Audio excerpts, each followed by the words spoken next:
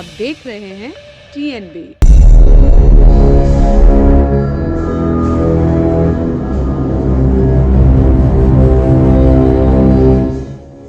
उत्तर प्रदेश में नए मंत्रिमंडल और सरकार गठन को लेकर बैठकों और मंथन का दौर लगातार जारी है।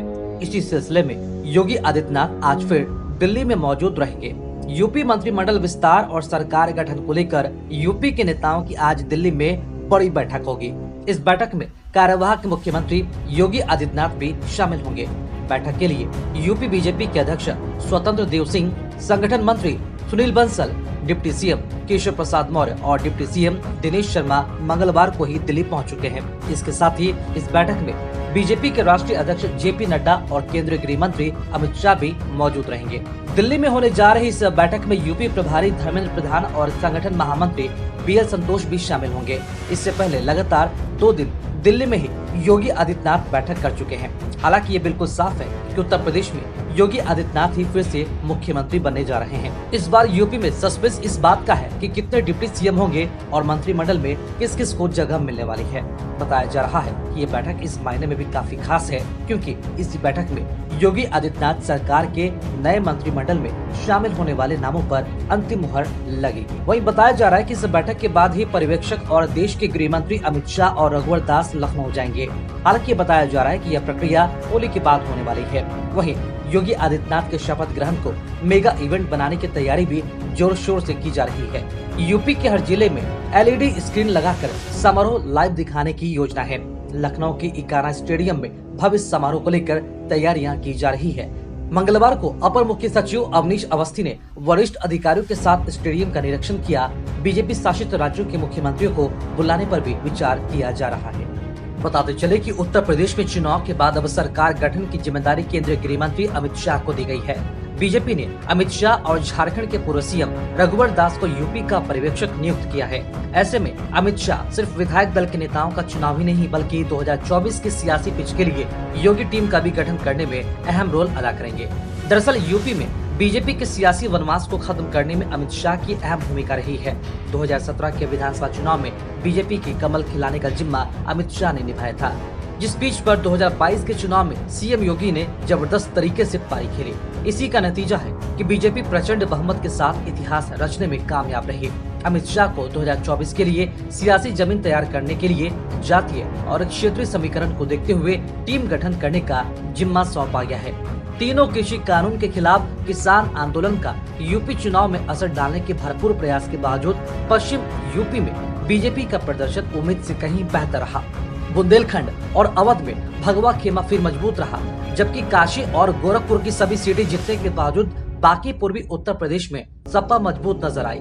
ऐसे में तमाम आशंकाओं और विरोधी प्रयासों को नजरअंदाज कर बीजेपी के साथ आए तमाम समुदाय को भाजपा खुश करना चाहेगी। बड़ी जीत दिलाने वाले में अन्य पिछड़ा वर्ग प्रदेश में सबसे बड़ी ताकत है, तो इस बार दलित ने भी भाजपा को खूब दमखम दिखाया है। यूपी में बीजेपी के विधायक दल के नेता के लिए योगी आदित्यनाथ का नाम लगभग तय है। बीजेपी सीएम योगी के चेहरे पर ही चुनाव मैदान में उतरी थी और 273 सीटों के साथ ऐतिहासिक जीत दर्ज की। ऐसे में सीएम योगी का विधायक दल का नेता चुना जाना तय माना जा रहा है। बीजेपी के विधायक दल की बैठक में नेता का चुनाव औपचारिकता भर रह गई है। डिप्टी सीएम केशव प्रसाद मौर्य भले ही सिराथू सीट से विधानसभा चुनाव हार गए हो, लेकिन उनका सियासी कद बीजेपी में कम नहीं होगा। केशव प्रसाद मौर्य को सियासी तौर पर बढ़ाने में अमित शाह की अहम भूमिका रही है। शाह के पर्यवेक्षक बनने के बाद माना जा रहा है कि केशव प्रसाद मौर्य को सियासी तौर पर अहमियत दी जाएगी और उन्हें ओबीसी नेता के तौर पर मुख्य रूप से रखा जाएगा।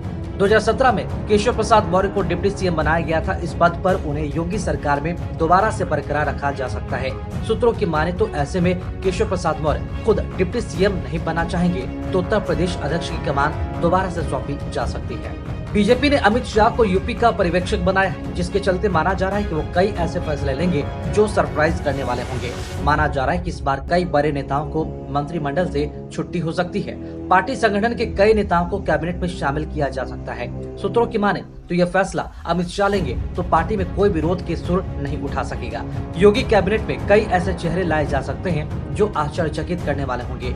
योगी मंत्रिमंडल के गठन से सबका साथ, सबका विकास और सबका विश्वास का संदेश देना लोकसभा चुनाव के दृष्टिकोण से बहुत जरूरी माना जा रहा है।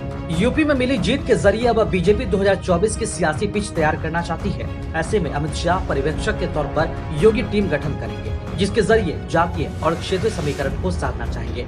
खासकर जहां पर जनता ने भरपूर समर्थन दिया है, वहां के विधायकों को मंत्रिमंडल में प्राथमिकता देकर लोकसभा चुनाव के लिए सहेजे रखा जाएगा। वहीं जहां पार्टी को ज्यादा संघर्ष करना पड़ा, वहां स्थिति को बेहतर करने के लिए विधायकों को मंत्री बनाकर सकारात्मक संदेश देने की रणनीति है। क्षेत्र के साथ ही यह दृष्टिकोण जातियों के समीकरण पर भी है। सूत्रों की माने तो ऐसे में किसी योग्य टीम में शामिल करना है और किसी नहीं, ये तमाम फैसले अमित शाह लेंगे। बीजेपी जिस सोशल इंजीनियरिंग के दम पर यूपी में एक के बाद एक जीत दर्ज कर रही है, वो सियासी आधार पार्टी अध्यक्ष रहते हुए अमित शाह ने रखा था। शाह ने ओबीसी के जातीय आधार वाले दलों के साथ गठबंधन किया, जिसमें निषाद पार्टी और अपना दल शामिल है। इन दोनों ही सहयोगी दलों की सीटें बढ़ी है। ऐसे में सूबे की सत्ता में दोनों ही सहयोगी दलों के प्रतिनिधित्व कितना और किस आधार पर हो, इसका भी फैसला होना है। और योगी कैबिनेट में निषाद पार्टी और अपना दल कोटे से कितने और किसे मंत्री बनाया जाना है, ये फैसला केंद्रीय गृह मंत्री अमित शाह को करना होगा, क्योंकि सहयोगी दल अपने तमाम फैसले अमित शाह के ऊपर डालते रहते हैं। ऐसे में ये फैसला प्रदेश स्तर के नेता